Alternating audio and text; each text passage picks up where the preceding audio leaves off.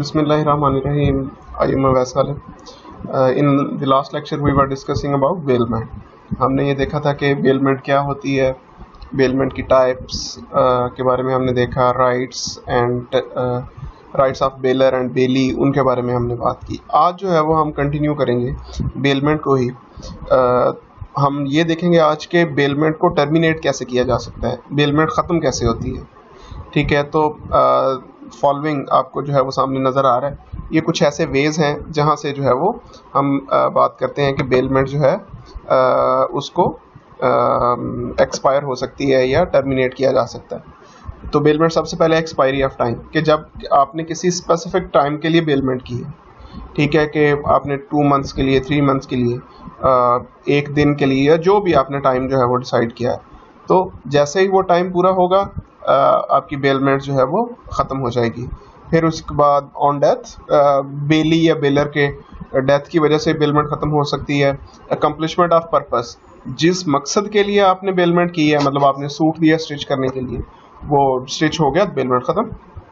Termination bye baler, baler जो है जिसकी ऑनरशिप के अंदर जो है चीज़ें हैं, ठीक है, जिसकी ऑनरशिप है, वो जब उसको ख़त्म करना चाहे तो वो जो है फिर भी बेलमेंट ख़त्म हो सकती है. अनऑथोराइज यूज़, जिस मकसद के लिए बेलमेंट की गई है उसी मकसद के लिए उस प्रोडक्ट को, उस जो भी गुड्स हैं उनको यूज़ किया जाए.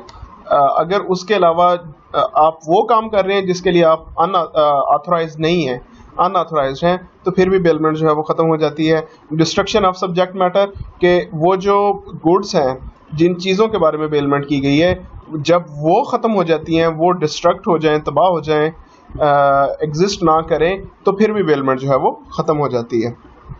इसको हम जो है वो वन बाय वन देख लेते हैं. सबसे पहले expiry of time, when contract of bailment is made for specific period, the bailment terminate after the expiry of the specified time period. कि जिस टाइम पीरियड के लिए वो की गई थी, जैसे ही वो टाइम पीरियड ख़त्म होगा बेलमेंट ख़त्म हो जाएगी.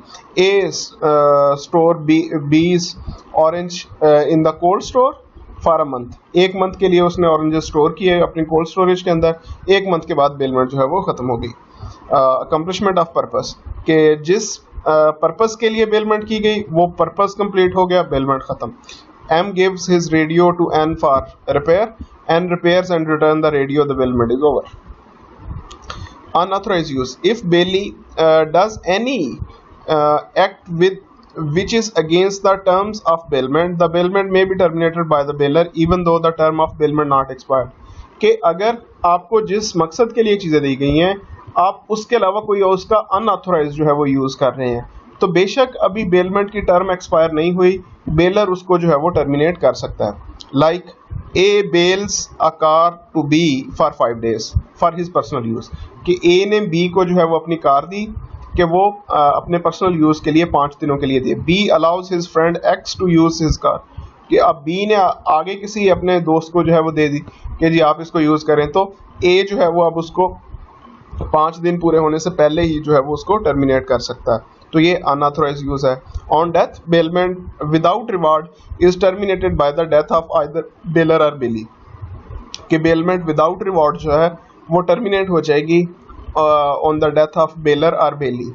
ठीक है, सिंपल, जैसे आपने बुक जो है वो किसी से ली 10 दिन के लिए, तो आप अगर उसमें से किसी की डेथ हो गई है तो वो बेलमेंट ख़त्म हो जाएगी.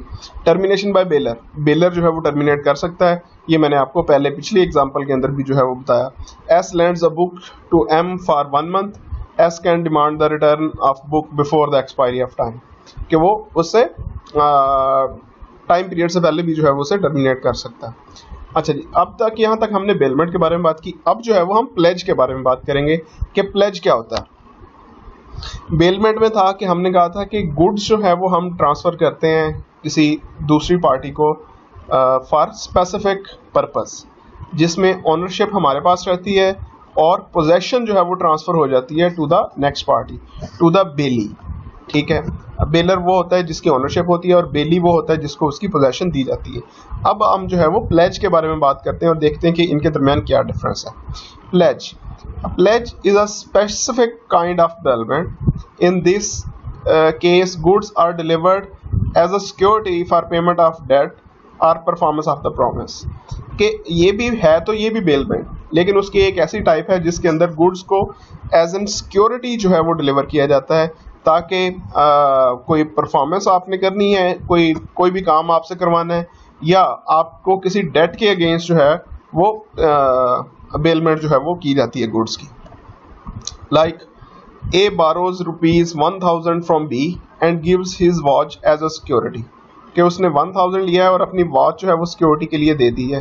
तो अब यहाँ पे क्या है, this bailment is called pledge, कि अगर स्पेसिफिकली बेलमेंट हो रही है एज एन सिक्योरिटी, कि आप जो है वो अपनी प्रोडक्ट्स किसी को हैंड ओवर कर रहे हैं जो कि आपकी ओनरशिप के अंदर रहेंगी, लेकिन उसकी पोजेशन जो है वो दूसरे को दे रहे हैं अगेंस्ट अ लोन, या जो है वो कोई और काम करना है, तो एज एन सिक्योरिटी जब आपकी प्रोडक्ट किसी को डिलीवर होंगी तो उसे हम जो है वो बेलमेंट कहेंगे। Parties of pledge, pledger, pledgee, the person who delivers the goods is pledger, the person who receives the goods is pledgee. ठीक है, जैसे बेली था और बेलर था, यहाँ पे प्लेजर और प्लेजी है। Without transfer of possession there is no pledge, अगर आप जो है वो उनकी पोजेशन ट्रांसफर नहीं होगी, कि उसके कब्जे में नहीं आएंगी, तब तक बेलमेंट नहीं होगी। Essentials of pledge, movable property, तो पहली चीज है इसके अंदर प्रॉपर्टी जो है वो मूवेबल होनी चाहिए। ठीक है, इमूवेबल प्रॉपर्टी क्या होती है और मूवेबल प्रॉपर्टी क्या होती है, आई बिलीव आप लोगों को जो है ये पता होगा। इमूवेबल प्रॉपर्टी जिसे हम एक जगह से दूसरी जगह नहीं लेके जा सकते, लाइक लैंड है, बिल्डिंग है, ठीक है, ये इमूवेबल प्रॉपर्टी है। मूवेबल प्रॉपर्टी क्या है, एक एयर कंडीशनर है, एक कार है, वॉच है, मोबाइल फोन है, लैपटॉप है, ये क्या है, ये मूवेबल प्रॉपर्टी है। तो प्लेज के केस में मूवेबल प्रॉपर्टी का होना जरूरी है। Limited interest, limited interest means कि जो भी प्लेजर है या प्लेजी है, उसका उसके अंदर लिमिटेड इंटरेस्ट होगा। लिमिटेड इंटरेस्ट मीन कि जितनी उसकी अमाउंट है, जितनी अमाउंट की सिक्योरिटी के लिए उसे रखवाया गया है, उसका उतना ही इंटरेस्ट होगा। लाइक एक किसी ने अली ने जो है वो मोबाइल फोन कैश बोरो किया अहमद से 10,000, और अपना जो है वो एक मोबाइल फ़ोन जिसकी वर्थ जो है वो 20,000 है, वो उसे एज एन सिक्योरिटी दे दिया। तो अब वो चूंकि एज ए सिक्योरिटी दिया हुआ है, तो अब अगर वो उसे 10,000 उसके वापस नहीं करता, तो वो अपना उसका मोबाइल फ़ोन जो है वो सेल कर सकता है, वो अपने पास रख सकता है, लेकिन उसका इंटरेस्ट लिमिटेड है। लिमिटेड कितना, जितना उसने जो है वो लोन दिया था, मीन्स 10,000। तो अब अगर वो 20,000 का सेल करेगा तो 10,000 उसे वापस करना होगा, तो लिमिटेड इंटरेस्ट होता है। Transfer of possession, possession transfer होती है कि मीन वो उसको हैंड ओवर किया जाता है दूसरी पार्टी को। No transfer of ownership, ownership transfer नहीं होती। नॉट मेयर कस्टडी, सिर्फ कस्टडी का होना जो है वो हम उसे ये नहीं कह सकते कि ये प्लेज है। लाइक आप कोई भी गुड्स आपने डिलीवर करनी है किसी को, तो आप अपने सर्वेंट को जो है वो भेज देते हैं, तो अब कस्टडी तो है उसके पास, सर्वेंट के पास, लेकिन वो प्लेज जो है वो नहीं कह सकते हम उसे। इन्हीं को हम देख लेते हैं। Movable property which include movable property, different goods, valuable documents like car, ये मैं आपको पहले जो है वो बता चुका हूँ। लिमिटेड इंटरेस्ट, के लिमिटेड इंटरेस्ट क्या है कि जितने अमाउंट के लिए उसे एज अ सिक्योरिटी रखवाया गया है, उतना ही आपका जो है वो उसके अंदर इंटरेस्ट होगा। When a person pledge goods in which he has only limited interest, the pledge is valid to the extent of interest only. Example, A pledge his car to B for ₹50,000. A doesn't pay 50,000. A pledge with B is valid up to 50,000 only. कि वो car अब जो है वो बेशक 10 लाख की है, तो उसके अंदर जो इंटरेस्ट है वो लिमिटेड है, वो 50,000 तक लिमिटेड है। उसके बाद ट्रांसफर ऑफ पोजेशन, के उसकी ट्रांसफर जो है वो होनी चाहिए। Under the pledge only possession of goods transfer by the pledger to pledgee, not the ownership, के उनकी पोजेशन ट्रांसफर होगी, ओनरशिप ट्रांसफर नहीं होगी। Not mere custody, the person having the custody of the goods cannot pledge them. जैसे मैंने आपको बताया कि आपके सर्वेंट के पास उसकी कस्टडी तो है, लेकिन उसके पास ओनरशिप नहीं है, तो उसे हम जो है वो प्लेज नहीं कह सकते, कि वो उन प्रोडक्ट को प्लेज नहीं करवा सकता, उन गुड्स को प्लेज नहीं करवा सकता। He puts some goods in the custody of his servant M. M pledge the good with B. It is not a valid pledge. अब वो सर्वेंट उसे आगे प्लेज करवा रहा है, तो ये नहीं हो सकता, बिकॉज उसकी ऑनरशिप उसके पास जो है वो नहीं है। Rights of प्लेजी। अब प्लेजी के राइट क्या हैं? Right to retain. प्लेजी वो है जिसको कस्टडी दी जाती है, जिसके पास गुड्स जो है वो डिलीवर की जाती हैं। राइट टू रिटेन, वो रिटेन कर सकता है, ठीक है, गुड्स को, अगर उसे पेमेंट ना की जाए। Right to retain for other debts, कि एक स्पेसिफिक डेट के लिए आपने जो है वो उसे गुड्स डिलीवर किए हैं, लेकिन इसके अलावा आपका कोई और डेट है, उसके अगेंस्ट भी वो रिटेन कर सकता है। Right to extraordinary expense, कि अगर जो आपने गुड्स डिलीवर की हैं उनकी सेफ कस्टडी के ऊपर उनके ऊपर कोई उसके एक्स्ट्रा ऑर्डनरी एक्सपेंस हुए हैं तो वो भी जो है वो उसको आपसे चार्ज जो है वो कर सकता है। राइट टू सू, वो आपको कोर्ट के अंदर जो है वो सू कर सकता है कि, और उसको जो है वो सेल कर सकता है in case of non payment. Duties of pledgee, उसकी ड्यूटीज क्या हैं? To take reasonable care of goods, कि वो जो भी उसे गुड्स जो है वो डिलीवर की गई हैं उनकी वो रीजनेबल केयर जो है वो करे। Not to make any unauthorised use, वो उनका अनऑथराइज यूज न करे। Not to mix the goods with his own goods, और वो उन गुड्स को अपनी गुड्स के साथ मिक्स ना करे, ठीक है, उनको सेपरेट रखे।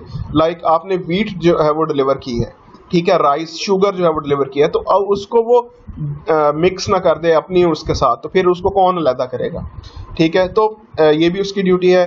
Not to do any act inconsistent with the term of the contract, इसके अलावा आपके कॉन्ट्रैक्ट के अंदर जो बातें लिखी गई हैं उनके अगेंस्ट ना जाए। Return the goods after receipt of full payment, और जब उसे सारे ड्यूज जो है वो मिल जाए तो उनके बाद वो गुड्स को रिटर्न करें। फिर difference between plays and bailment, बहुत आसान है कि पर्पस, सबसे पहले इनका पर्पस का डिफरेंस है। प्लेज के अंदर पर्पस जो है वो सिक्योरिटी है, ठीक है। सिक्योरिटी क्या?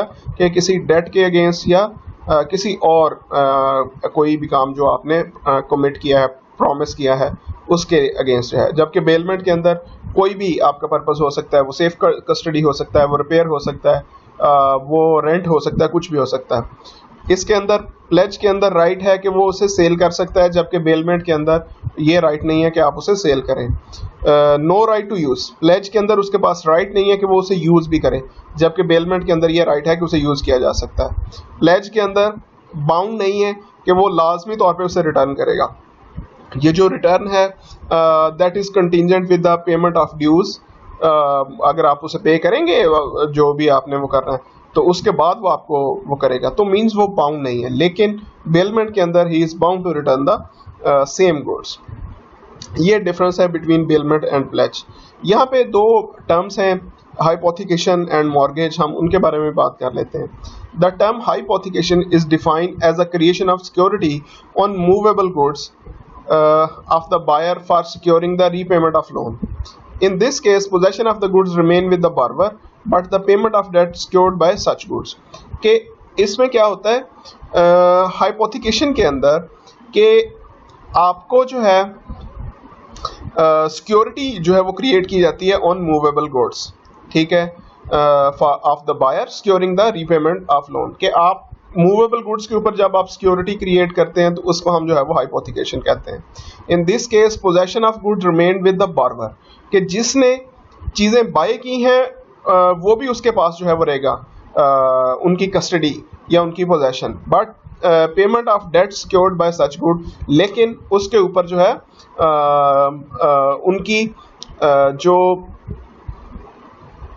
सिक्योरिटी है वो उन्हीं गुड्स के ऊपर डिपेंड करती है। आप में से अगर किसी ने इंश्योरेंस के अंदर या बैंक के अंदर जो है वो काम किया हो तो उसमें अगर आप देखें तो ये जो कॉटन फैक्ट्रीज होती हैं उनके अंदर जितनी कॉटन बेल्स होती हैं वो स्टॉक उसी के अंदर जो है वो पड़ा हुआ होता है, कॉटन फैक्ट्री के अंदर ही, लेकिन वहाँ पे एक डाउन कीपर होता है बैंक की तरफ से, तो कस्टडी उसी फैक्ट्री के अंदर पड़ी हुई है, लेकिन वो स्टॉक जो है वो प्लेज है विद द बैंक, ठीक है। तो कि वो उनकी इजाज़त से और उससे जो है वो लेके जो है वो उन्होंने उसको सेल करना होता है। तो ये क्या है? ये हाइपोथिकेशन है। गुड्स भी मूवेबल हैं, लेकिन वो रहती भी कहाँ पे हैं? जो बार्बर है, जिसने पैसा लिया हुआ है, उसी के पास, ठीक है। इसको ज़रा इंटरनेट से आप सर्च करें, आपको जो है वो इसके ऊपर बहुत सारी एग्जांपल जो है वो मिल जाएंगी। For example, X a textile firm takes loan from bank, कि किसी एक फर्म ने लोन लिया बैंक से, X gives the security of its inventory lying its on godown to secure the payment of loan. अब उन्होंने सिक्योरिटी क्या दी कि जो उनके अपने ही उसी टेक्सटाइल मिल के गोदाम के अंदर जो उनके इन्वेंट्री पड़ी है उन्होंने उसकी सिक्योरिटी दे दी। It is the hypothecation because inventory remained with the borrower. ठीक है, अब वो क्या है कि ये हाइपोथिकेशन होगी क्योंकि उनका जो स्टॉक है वो उन्हीं के पास है, उनकी पोजेशन उन्हीं के ही पास है। ठीक है, लेकिन बैंक अपना जो है वो चेक रखेगा इसके ऊपर किसी न किसी जगह, वो अपना बंदा वहां पे बिठा दे, कोई ऑटोमेटिक सिस्टम ऐसा बना ले या जैसे भी कर ले, तो इसको हम क्या कहते हैं, हाइपोथिकेशन। नेक्स्ट जो है वो हमारे पास मॉर्गेज। मॉर्गेज कहते हैं the term mortgage may be defined as a creation of security on immovable property of the buyer securing the repayment of the loan. Hypothecation में और मॉर्गेज के अंदर डिफरेंस ये है कि हाइपोथिकेशन में हम जो है वो सिक्योरिटी क्रिएट करते हैं ऑन मूवेबल गुड्स, बट वो बायर के पास, बॉरोवर के पास जो है वो होती है। मॉर्गेज के अंदर हम इमूवेबल प्रॉपर्टी मींस लैंड है, बिल्डिंग है, हाउस है, उसके ऊपर सिक्योरिटी जो है वो क्रिएट करते हैं और उसकी भी जो पोजेशन है वो बॉरोवर के पास जो है वो होती है। For example, a borrower A borrowed 10 million from bank. A ने जो है वो अवैस ने जो है वो 10 मिलियन जो है वो बैंक से लोन लिया और the transfer the title deed of his plot of land for securing of loan and interest, this is called mortgage. लेकिन उन्होंने अपनी प्रॉपर्टी जो है प्लॉट की जो डीड है वो बैंक के नाम जो है वो लिख दी, तो ये क्या है, ये मॉर्गेज है कि आप उस घर के अंदर रह भी रहे हैं लेकिन आपने उसको, उसकी टाइटल डीड जो है वो बैंक के लिए जो है वो लिख दी है ताकि वो अपना सिक्योर कर सके अपनी रीपेमेंट लोन की, तो इसको हम जो है वो मॉर्गेज जो है वो कहते हैं। That comes to this chapter comes to an end. अगर आपको किसी चीज़ की समझ नहीं आती, do let me know in comment section. Stay home, stay safe. Thank you so much.